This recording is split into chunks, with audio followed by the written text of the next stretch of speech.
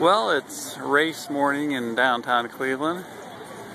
We're out on a test or a warm-up run, and the mobs are coming in. It's nice and cool, maybe 60, foggy as you can see in the shadow of Brown Stadium. And the people are coming from all directions. Hold up and look behind you.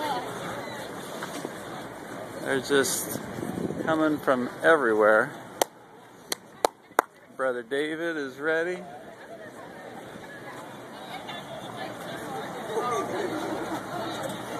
Tim is waiting at the start line.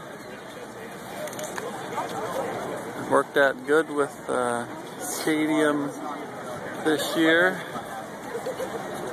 And we're hoping for a good race. We'll walk up here and look around the corner.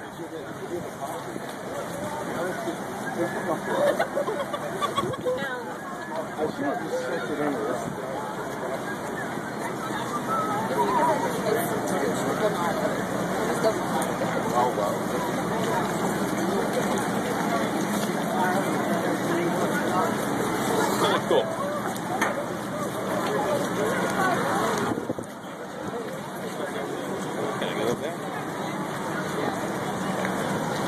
Alright, more later, possibly even some race footage.